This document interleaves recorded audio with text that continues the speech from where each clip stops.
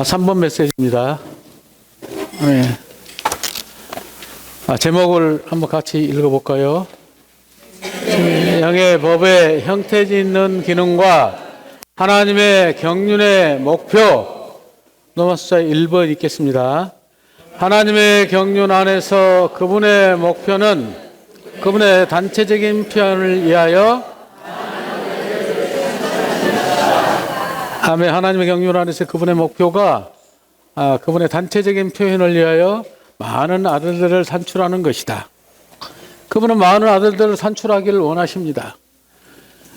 근데 그 많은 아들들이 갈라디아서 3장 26절에 보면 믿으면 아들들이 된다고 말합니다. 또 그분의 구속하심을 통하여 아들의 자격을 얻었다고도 4장 5절은 말합니다. 그런데 이렇게 믿고 그분의 구속을 얻었다면 그런 사람들이 그분의 합당한 표현이 되는가? 우리가 많은 때 이렇게 사랑하는 지체들을 보면은 정말 그리스도 같지 않을 때가 너무나 많습니다. 우리 하나님의 표현으로서 부족할 때가 너무나 많습니다. 그런데 히브리서 2장 10절에 보면 이 많은 아들들을 영광 안으로 이끌고 싶다고 말합니다. 계시록 21장 7절에서는 이기는 자들이 나는 그에게 하나님이 되고 그는 나의 아들이 될 것이라고 말합니다. 그런데 그 사람들이 그렇게 바로 될 수가 있습니까? 여기다 함께 놓았던 말씀이 로마서 8장 14절입니다. 말씀은 하나님의 영으로 인도를 받는 사람들이 하나님의 아들이라고 말합니다. 그런데 하나님의 영으로 인도를 받는단 말이 무슨 말입니까? 하나님의 영으로 인도를 받는다는 것은 하나님의 우리가 영을 따라 행할 때라든가 그리고 영의 일들을 생각할 때 그때 우리는 인도를 받습니다. 근데 이 인도는 외적인 환경에 의한 인도가 아니고 하나님 그분 자신의 느낌이라든가 내적인 지각을 따른 것입니다. 하나님은 우리를 인도하길 원하시죠. 그리고 하나님은 우리를 인도할 준비도 다 되셨습니다. 그러나 말씀이 뜻하는 바는 영으로 인도를 받는 사람들이라고 말합니다.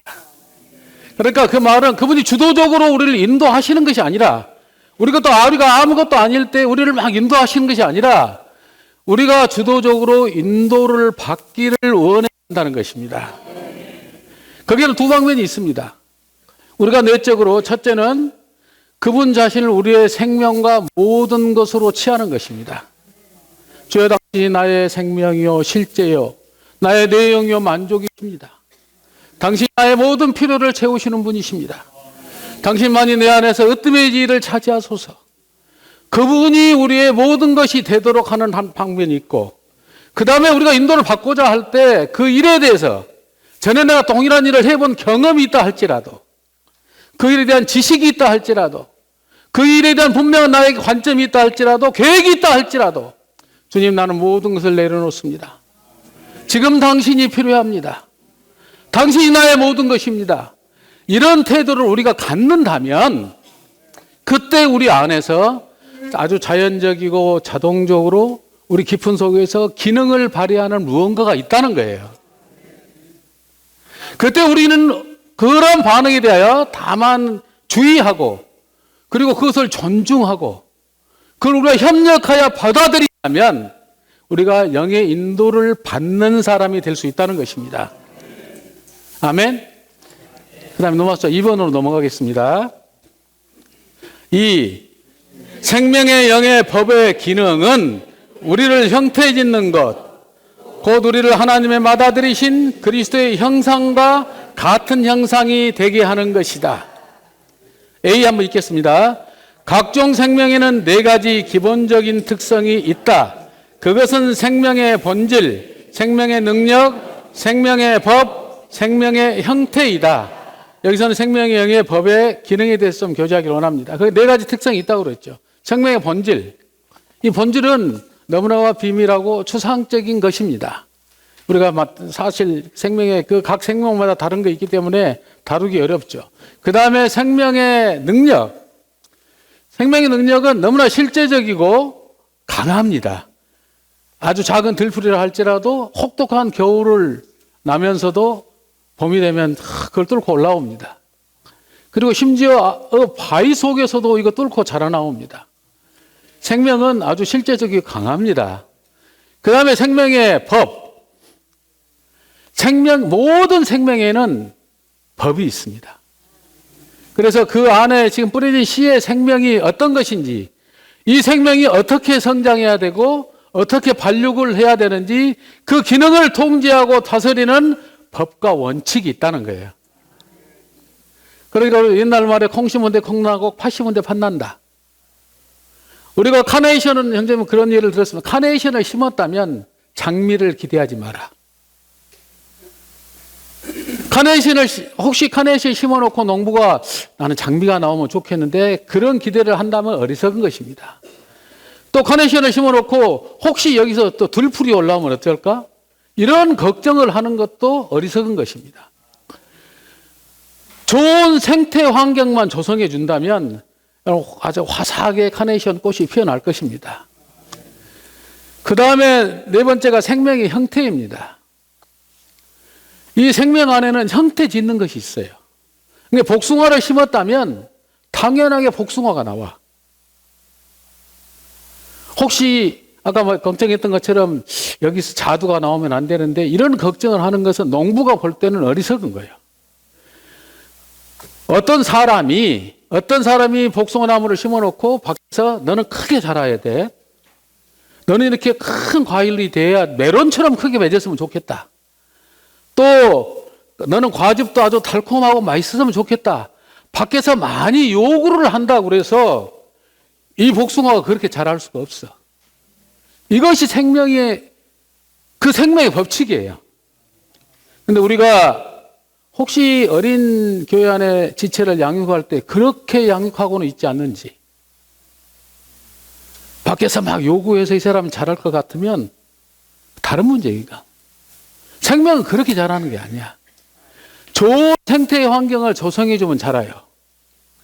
햇빛이 비치고 합당한 온도를 공급해 주고 또 물도 공급해 주고 좋은 토양에 영양을 공급해 주면 잘 자라. 밖에서 이렇게 해야 돼? 꼭 이렇게 안 하면 안 돼? 당신은 이래야 돼? 이렇게 요구한다고 해서 그 생명이 자라는 게 아니야. 그런 생명으로 형태를 짓는 게 아니야. 또 복숭아 자체가 생각할 때 나는 이렇게 잘하고 싶어. 나는 이렇게 하고 싶어. 스스로 이렇게 노력한다고 해서 되는 것이 아니야. 근데 그리스도인이 그렇게 사는 사람들이 의외로 많아요. 의외로 많아. 그래서 우리는 생명의 법이 그 안에서 합당하게 역사하면 좋은 과일을 맺을 수가 있습니다. 자, 그 다음에 그 B를 읽어보겠습니다. 생명의 영의 법은 생명의 형태를 규정한다.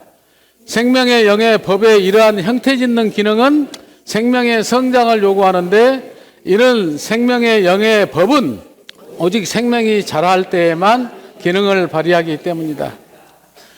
이 생명의 법이 우리 안에서 이렇게 성장하면 자동적으로 그런 열매를 맺게 돼요. 이 생명의 법이 그렇게 형태를 지어. 그래서 어떤 형태를 짓는 것은 전적으로 생명의 법이 역사한 결과다. 요구한다거나 내가 노력한다고 해서 되는 게 아니라 생명의 안에서 생명이 성장하고 성숙하면 시간이 흐르면 자연히 열매를 맺습니다. C. 생명의 영의 법에 의한 형태 지음은 로마서 8장 29절에 있는 형상을 이룸이라는 의미이다. 8장 29절 말씀이 무엇입니까? 미리 아신 자들로 또한 그 아들의 형상과 같게 되기 위하여 많은 형제들 중에서 그분이 맏아들이 되셨다. 그분이 맏아들이 되신 것은 미리 아신 자들, 우리들을 그 아들과 같은 형상이 되도록 정하셨다는 거예요, 미리.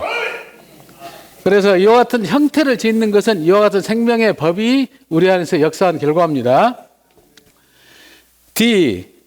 결국 생명의 영의 법의 기능을 통해 우리는 성숙한 하나님의 성숙한 아들들이 될 것이고 하나님은 그분의 단체적인 표현을 얻으실 것이다. 아멘. 로마서 3번 읽겠습니다.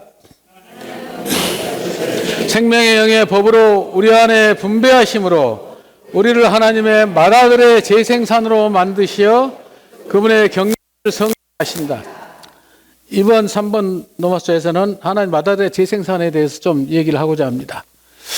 하나님은 우리가 잘 아는 것처럼 요한복음 3장 16절에 보면 하나님이 세상을 이처럼 사랑하사 독생자를 주셨습니다. 하나님은 세상을 사랑하셔서 우리를 위하여 그분의 아들을 보내셔서 우리에게 오셨습니다. 이분 은혜와 실제가 아주 충만한 분이셨고 자기 백성을 죄에서 구원할 분으로 이 땅에 오셨어요. 그분이 아들이 오셨어요. 근데 이걸로 끝나는 게 아니라 사도행전 13장 33절에 보면 그분이 죽고 부활하실 때 시편 2편 2편 7절 말씀을 인용해서 그렇게 말씀하셔요. 너는 내 아들이다. 오늘 내가 너를 낳았다. 그분은 아들이셨는데 그 부활 안에서 그분은 다시 태어나셨어요. 너는 내 아들이다. 오늘 내가 너를 낳았다. 그 로마서 1장 3, 4절을 함께 놓으면 그분은 육체로는 다윗의 혈통에서 나셨고 거룩의 영으로 죽은 가운데서 부활하여 하나님의 아들로 인정되셨다고 말합니다. 그분 하나님의 아들로 다시 또 인정이 되셨어. 그분은 아들로 오셨는데 또 아들이 되셨어, 이게. 그래서 그걸 설명하는 너무 시간이 많이 걸리니까 그분은 부활 안에서 다시 아들이 되셨어요. 또 거기다 베드로전서 1장 3절 말씀을 놓으면 그분이 부활하심으로 말미암아 우리를 거듭나게 했다고 말씀하셔요. 그분이 부활 안에서 아들로 인정되셨고 또 우리도 부활 안에서 거듭났어. 그러니까 우리가 개인적으로는 몇 년 몇 월에 내가 거듭났다고 말한 개인적인 체험이 있지만 하나님의 눈에서 볼 때 우리 모두가 부활 안에서 함께 거듭났어요. 그래서 그분과 우리가 이 부활이 우리 모두의 공동 출산이 되었어요. 그분이 우리와 함께 그때 태어난 쌍둥이 형님이셔요. 아멘? 네. 그래서 히브리서 2장 11절에 보면은 거룩하게 하는 자와 거룩하게 되고 있는 사람들이 다 하나에서 난지라. 그러므로 우리를 형제라 부르기를 부끄러워하지 않으셨다고 그랬습니다. 그분이 우리 형제가 되신 거예요. 아멘. 그래서 이것에 대한 적용이 어디 나오냐면 요한복음 20장 17절에 막달라 마리아가 그 부활한 날 아침에 무덤가를 찾아가서 울고 있을 때 주님이 마리아를 만나 주셨어요. 그리고 마리아야 부르니까 그 마리아가 선생님을 붙잡으려고 하니까 아직 만지지 마라. 내가 아직 아버지께 올라가지 않았다. 그 다음에 하신 말씀 뭐예요? 너는 내 형제들에게 가서 나의 아버지, 너희 아버지, 나의 하나님, 너희 하나님께로 올라간다 하라. 이렇게 말씀하셨어요. 그 전에는 스승과 제자 사이였어. 그리고 가까울 때 친구라고 불렀어요. 그러나 그 부활한 이후에 주님과 제자들이 형제가 됐어요. 형제가. 내 형제. 그 요한복음 바로 앞에 19장 26절 27절에 보면 그분이 십자가에 못 박혀 돌아가시기 바로 전에 그 십자가에 매달려서 어머니 마리아가 계시고 제자도 함께 있었어요. 그때 마리아에게 뭐라고 말씀하십니까? 그대의 아들, 어머니의 아들입니다. 이렇게 말씀하셨어요. 또 제자에게는 뭐라고 말씀하셨습니까? 그대의 어머니십니다. 그러니까 그때 우리들은 무심코 읽었지만 이것이 생명 안에서 연결하셨다는 거야. 그 생명 안에 연결의 성취가 막달라 마리아가 주님을 만났을 때 내 형제들이라고 하신 말씀이에요. 이 말씀을 듣고 내 형제 이 말이 너무나 생생한 말이에요. 깊은 속에 느낌이 있는 그런 교통이에요. 우리가 누구에게 형제님 이런 수준이 아니야. 이건 훨씬 생생하고 깊은 느낌이 있는 그런 교통이에요. 그런데 주님이 왜 이런 과정을 거치셨냐고요. 로마서 8장 29절 말씀을 미리 아신 자들로 우리들이에요. 그분의 아들과 같은 형상이 되게 하시려고 미리 정하셨어, 우리를. 그래서 그로 많은 아들들 가운데, 많은 형제들 가운데 맏아들이 되게 하셨다. 그분이 그런 과정을 통하여 맏아들이 되신 거예요. 그 목적은 뭐예요? 우리로 그분이 원형이 되셔서 우리들이 모두 그분의 아들과 같은 형상이 되게 하시려고. 같은 형상이 된다는 이 말이 어마어마한 말이에요. 그분이 어떤 분이셨습니까? 그분은 골로새 1장 15절에 보면 보이지 않는 하나님의 형상이라고 말해요. 그분이 보이지 않는 하나님의 형상이에요. 그리고 히브리서 1장 3절에 보면 그분이 영광의 강체요 실질의 표현이고 본체의 형상이라고 말해. 이런 분하고 우리가 같은 형상이 돼. 이렇게 그냥 가만히 있으면 그렇게 되겠습니까? 결코 그렇지 않아요. 그분이 그분을 원형으로 만드신 이유는, 하나님의 방법은 이 원형을 우리 안에 두셔서 살아있는 인격으로 그분을 우리 안에 두심으로 그분이 우리 안에서 역사하기를 원하셔요. 그래서 우리가 그분에게 다만 동의하고 동역하고 협력이 되기만 한다면 그분은 우리 안에서 영으로부터 혼으로 확장되실 것입니다. 아멘. 이런 놀라운 분이 지금 우리 안에 들어와 계십니다. 그리고 우리에게 역사하셔서 우리 역사하시고, 그리고 우리를 통제하시고 다스리시고 확장되시기를 원하시는데, 이것이 바로 생명의 역사요, 생명의 영의 법의 길입니다. 이게 이렇게 하셔서 우리를 그분과 똑같이 만들어가고 계시는 주님을 찬양합니다. 자, 읽겠습니다. 자, A. 하나님의 맏아들은 3의 A입니다. 하나님의 많은 아들들의 대량 생산을 위한 원형, 곧 포준 모형이신데, 하나님의 많은 아들들은 맏아들의 많은 형제들로서 하나님의 단체적인 표현을 위해 맏아들의 몸을 조성한다. 하나님께서 우리를 하나님 맏아들의 재생산이 되게 하시는 길은 그분의 살아있는 원형인 맏아들을 우리 속으로 역사에 넣으시는 것이다. 내주하시는 원형이신 하나님 맏아들은 자동적으로 우리 속에서 생명의 영의 법으로서 역사하시어 우리를 그분의 형상과 같은 형상을 이루게 하신다. 한 세 사람인 그리스도의 몸은 하나님의 맏아들의 단체적인 재생산이다. 로마서 4번 읽겠습니다. 변화보다 더 높은 같은 형상을 이루면 생명의 형태 지음을 의미한다. 같은 형상을 이룬다는 말이, 우리가 고린도후서 3장 18절에 보면 수건을 벗은 얼굴로 거울처럼 주의 영광을 바라보고 반사하며 저와 같은 형상으로 화하여 영광으로 영광에 이른다고 말합니다. 같은 형상을 이루는 것은 변화되는 거예요. 그리고 그 다음 단계 영광에 이르는 거예요. 그래서 이 같은 형상을 이룬다는 것은 최종적인 단계예요. 변화의 최종적인 단계. 형상이 뭡니까? 형상이라는 말 자체의 의미는 이미지예요. 이미지. 어떤 사람을 보면 어떤 이미지가 떠오르잖아요. 그 이미지인데, 이것은 그 사람의 내적 존재가 표현되는 거예요. 내적 존재가. 그러니까 형상은 우리 내적 존재예요. 존재. 어떤 사람 보면 어떤 느낌이 있고 어떤 사람 보면 어떤 느낌이 있는 것처럼 형상은 내적 존재예요. 근데 같은 형상이 된다, 이 말은 뭔 말이냐면 우리의 내적 존재이 본성과 본질이 바뀌는 문제예요. 내적 존재의 본질과 본성이 바뀌어. 근데 본질과 본성만, 내적 존재 그것만 바뀌는 게 아니라 그에 따라서 외적인 모습도 함께 바뀌어.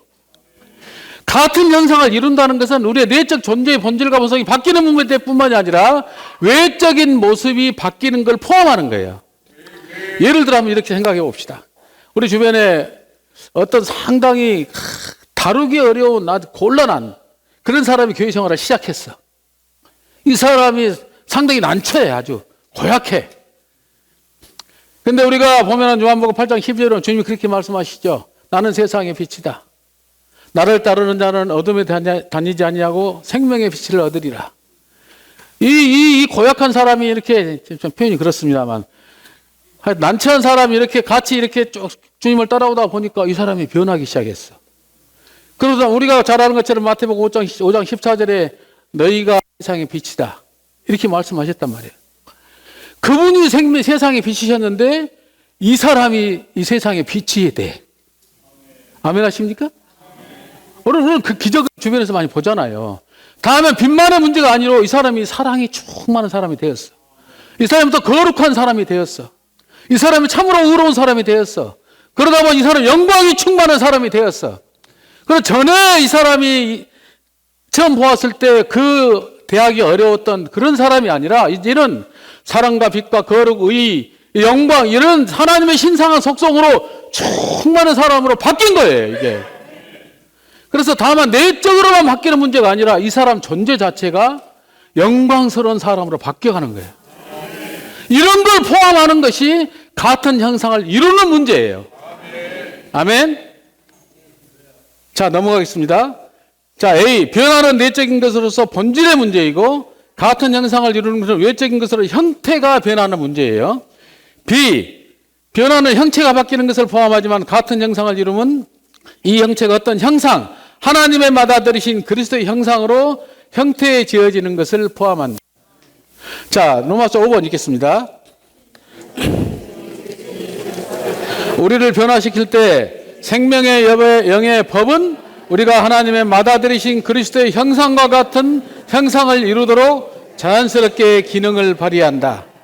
이 생명의 영의 법이 자연스럽게 기능을 발휘한다.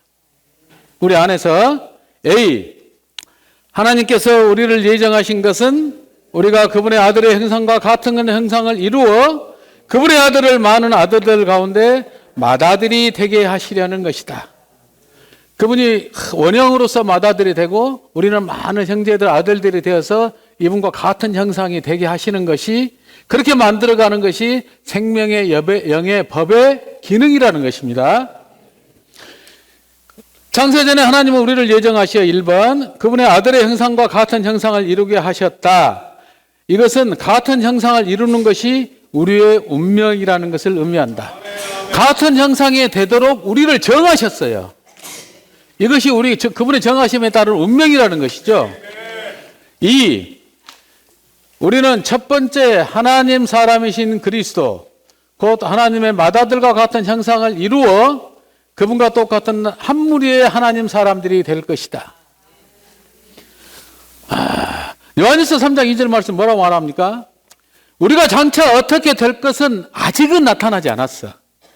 장차 어떻게 될 것이 아직은 나타나지 않았지만 그분이 나타나시면, 그분이 다시 오시게 될 때 우리가 저와 같을 줄을 압니다. 그분이 오실 때 우리가 그분과 똑같이 돼요. 지금은 잘 알 수가 없어. 그러나 그때 그분이 오실 때 우리가 그분과 똑같이 돼. 이거 얼마나 놀라운 얘기입니까? 이걸 한번 생각을 해보십시오. 그리고 빌립보서 3장 21절은 그렇게 말합니다. 우리의 낮은 몸을, 빛의 몸을 자기 영광의 몸의 형체와 같이 변케 하시리라. 우리가 그분과 똑같이 된다니까요. 또 데살로니가후서 1장 10절은 뭐라고 말합니까? 그분이 나타나실 때, 그러니까 다시 오실 때 천사들과 함께 영광 가운데 오실 것입니다.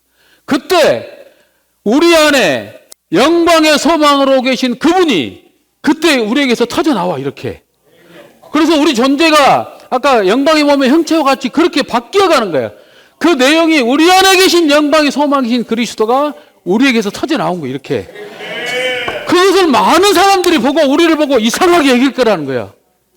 마태복음 17장에서 주님이 변화산에서 변형되셨던 것처럼 우리가 그렇게 되는 거예요.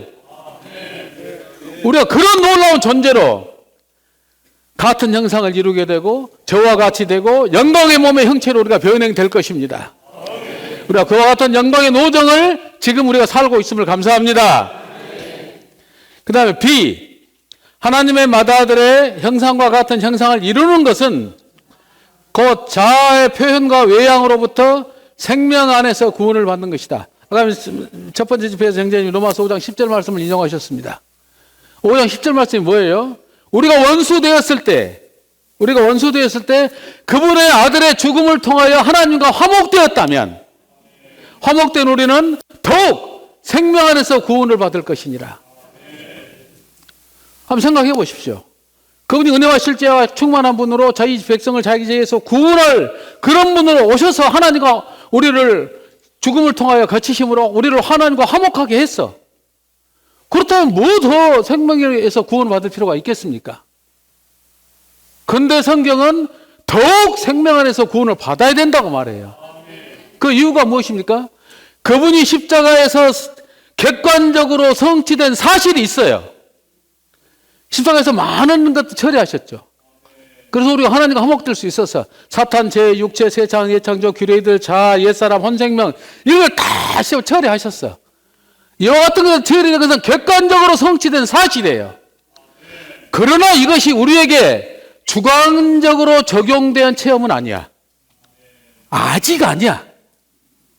그래서 하나님의 방법은 뭐냐면 이 모든 것을 우리를 대신하여 체험한 이분을 우리 존재 안으로 넣어주시는 거예요. 이렇게 생명으로 넣어서 우리가 이 생명을 살 때 그것이 우리에게 주관적으로 적용된 체험이 하게 하신다는 거야. 아멘. 그래서 그분이 이루신 놀라운 사실들이 우리가 더욱 생명 안에서 구원을 받는 방식으로 우리에게 적용될 것입니다. 아멘. 넘어가겠습니다. 이 그리스도께서 하나님의 체현이자 표현이시듯 자아는 사탄의 체현이자 표현이다. 이건 다음에 바로 얘기하겠습니다. 자아의 표현은 자아 모양이다. 우리 모두는 그리스도 생명 안에서 그러한 표현으로부터 구원받아야 한다. 우리가 자아 모양으로부터 구원받고 하나님의 받아들이신 그리스도의 형상과 완전히 같은 형상을 이루게 될 때 우리는 실제로 하나님의 아들들일 것이며 우리는 각 방면에서 하나님의 아들들의 외양을 지니게 될 것이다. 자, 시 읽겠습니다. 하나님의 단체적인 표현을 위해 맏아들의 형상과 같은 형상을 이루려면 우리는 개상함으로부터 구출받아야 돼야 한다.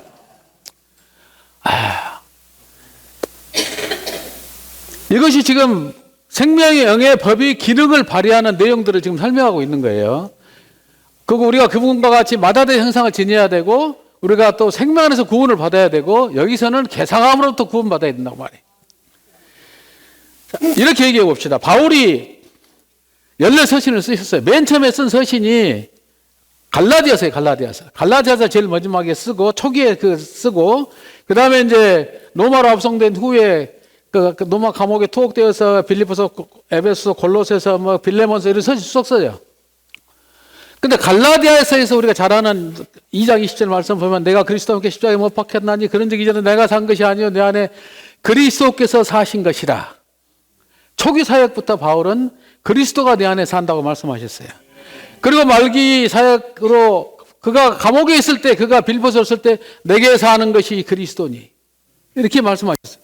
바울에게 있어서 그리스도는 그와 한 생명이었고 한 생활을 살았어 같이.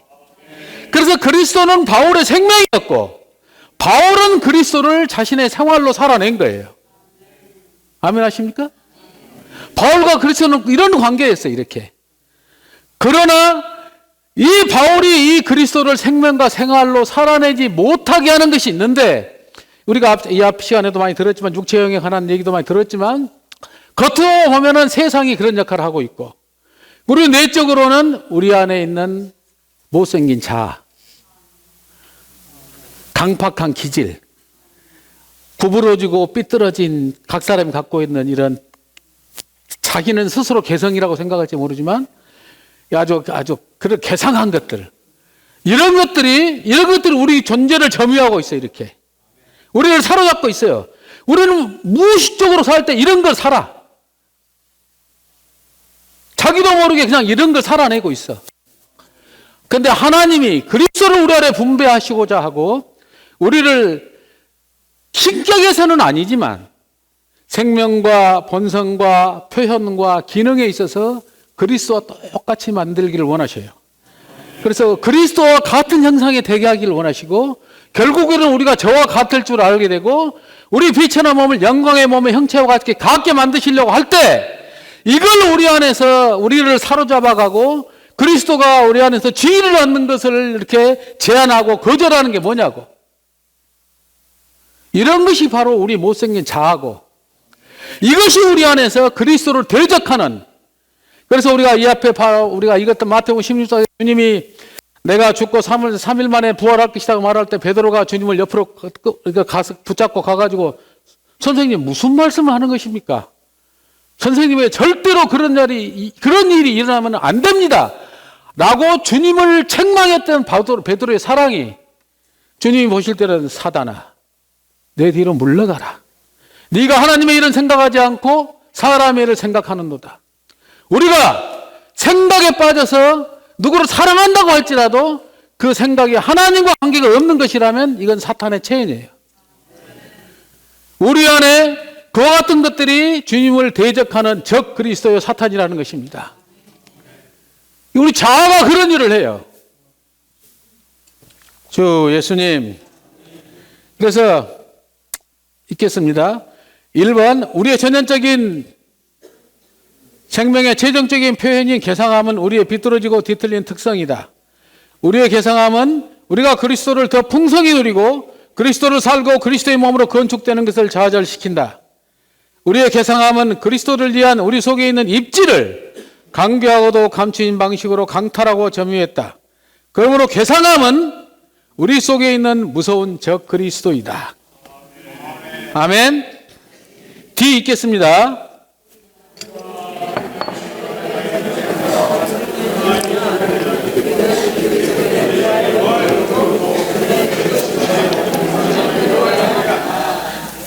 그 마다들과 같은 형상을 이루는 또 하나의 조건이 그 기능 발휘가 뭐냐면 우리는 그리스도의 부활 능력으로 그분의 죽으심과 같은 형상을 이루어야 한다.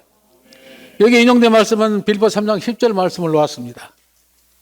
10절 말씀이 뭡니까? 나는 그리스도와 그분의 부활 능력과 고난의 교통을 알고 그리스도의 죽음과 같은 형상을 이루어.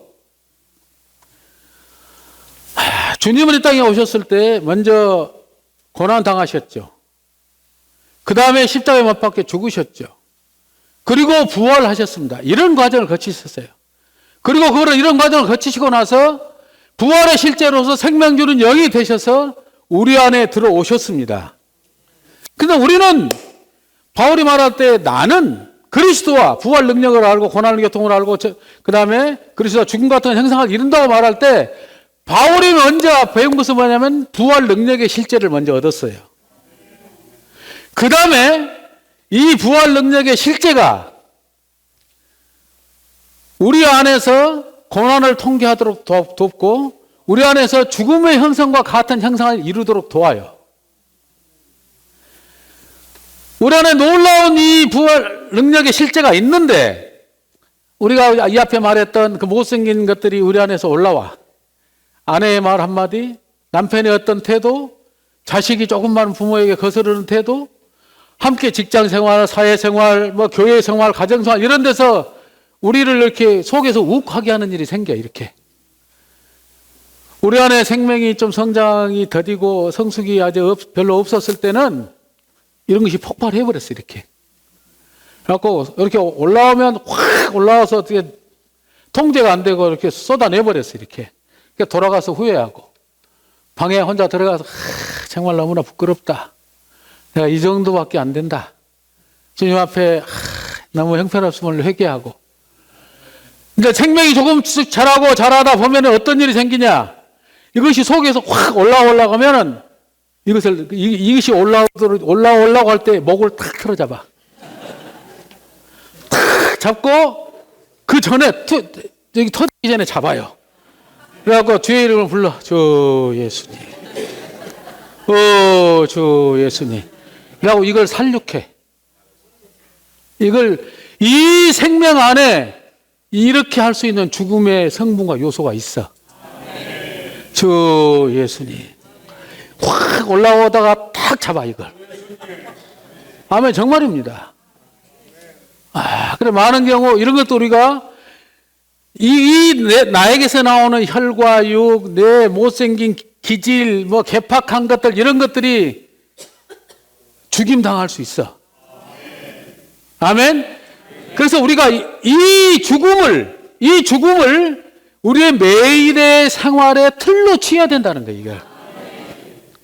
이 놀라운 생명 안에 이 성분과 요소가 있다고요. 그래서 이런 것들이 올라올 때 죽여. 올라올 때 죽여. 그러면 내가 죽음의 형상을 지닌 사람이 돼. 그래서 바울이 고린도 교회를 돌볼 때 그 문제가 많은 고린도 교회를 향하여 바울이 한마디 고린도서 2장 2절에 뭐라고 말합니까? 나는 그리스도와 그의 십자가에 못 박히신 것 외에는 아무것도 알지 않냐기로 작정하였다. 그 인격이신 그리스도와 그의 생활과 행동과 일에 길이 되어준 십자가의 죽음을 그는 고린도 교회를 향하여 그걸 적용한 거야. 우리가 교회 안에서 많은 문제가 있을 때 우리가 취할 태도는 뭐예요? 이 죽음을 취하는 거예요. 그럼 우리가 그분의 아들과 같은 형상으로 되어갈 때 한 방면에 우리가 또 죽음의 형상을 지닌 사람이 돼요. 그리고 바울이 말할 때 갈라디아서에 말합니까? 내가 예수의 흔적을 지녔다. 어떤 사람을 볼 때, 야, 그에게 예수의 흔적이 있는 사람이, 사모되지 않습니까? 저 사람 아직도 여전히 똑같네. 이런 말이 아니라, 시간이 흘러놓고 보니까, 야, 저 사람 참 달라졌다. 아멘, 아멘. 예수의 흔적을 지닌 사람. 뭔가 정말 비밀한 사람이 되었구나. 이런 사람으로 발견되기 원합니다. 그 다음에 읽겠습니다. 뒤에 1. 그리스도의 죽으심은 우리를 하나님의 받아들이신 그분의 형상으로 형태 짓는 틀이다. 우리가 그리스도의 죽으심과 같은 형상을 이루지 않으면 우리는 그리스도의 형상과 같은 형상을 이룰 수 없다. 우리 속에서 올라온 이런 것들을 조금도 통제하지 않고 내버려 둔다면 어떻게 그리스도와 같은 형상이 될 수 있겠습니까?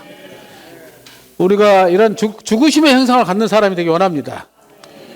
우리는 변화와 같은 형상을 이루는 과정을 겪을 때 그리스도의 죽으심과 같은 형상을 이루는 것이다.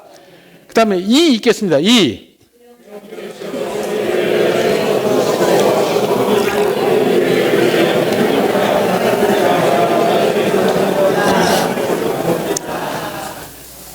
그분께서 우리를 위해 중보기도 하시고 만물이 우리를 위해 협력하여, 중보기도 한다는 얘기는 로마서 8장 26절 말씀입니다.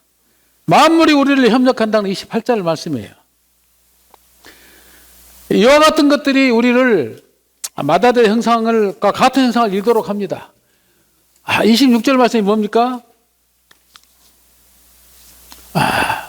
우리가 주님 앞에서 마땅히 빌 바를 알지 못해. 어떻게 빌어야 될지 모르겠어. 내가 사업에 관해서는 주님 앞에 할 말이 많아. 주님 이런 방면을 풀어주시고 이렇게 도와주시고 이렇게 할 말이 많아. 근데 생명의 방면에 들어오면 안타까워. 내 자신이 너무나 안타까운데 어떻게 기도해야 될지 모르겠어. 그때 28장 23절에 뭐라고 그러냐면 우리가 속으로 탄식한다 그래요. 우리가 속으로 탄식하며 정말 아들의 자격을 얻기를 구한다고 그랬어요. 26절에 보면은 우리가 마땅히 빌 바를 알지 못해. 근데 말할 수 없는 탄식으로 주님이 우리를 위하여 간구하고 중보기도 하셔요. 주님이 우리를 위해 중보기도 해주셔. 우리를 정말 우리 안에서 우리가 탄식할 때 주님도 함께 탄식하십니다. 우리가 말을 많이 하는 게 아니라 주님 앞에 나가서 주님 말씀하심을 들으며 주 예수님, 주 예수님, 우리가 탄식하고 주님 앞에 나아갈 때 주님이 우리를 위하여 함께 탄식하시면서 우리를 위하여 중보기도 하십니다. 주 예수님. 그 다음에 28절은 뭡니까? 모든 것이 협력하여 선이 이루어진다는 걸 알아요. 여기서 모든 것은 뭘 말합니까? 사람을 이런 것들이 다 해당되는 거예요. 그리고 선을 이룬단 말이 뭔 말이에요? 우리가 착하게 살아라는 그런 말이 아니에요. 이건 우리로 하여금 그분의 맏아들과 같은 형상을 이루도록 돕는단 말이에요. 그래서 많은 환경들이 발생하는데 참 정말 우리가 이해할 수 없는 환경이 발생해. 근데 분명한 것은 하나님이 주여 당신이 언제나 오르십니다. 당신은 실패하지 않는 분이십니다. 당신은 결코 실수하지 않으십니다. 나이가 일어난 이런 일이, 이런 고난과 고통이 나면 참으로 지나가기를 원합니다. 그렇지만 주권의 하나님이신 당신이 필요하시다면 참 이런 환경을 내가 은혜 가운데 통과하기를 원합니다. 주님이 겟세마네 동산에서 말씀하실 때 그분도 그렇게 기도하셨어요. 이 잔을 나에게서 지나가게 해주십시오. 그러나 내 뜻대로 하지 마옵시고 아버지 뜻대로 하십시오. 우리 안에 당신이 오르십니다. 당신이 뜻대로 하십시오. 그러나 나는 정말 이 환경이 정말 통과되었으면 좋겠습니다. 주 예수님, 우리가 주님 앞에 이런 태도로 나간다면 힘들지만 우리 안에서 생명을 얻는 방식으로 이런 일을 통과할 수 있을 것입니다.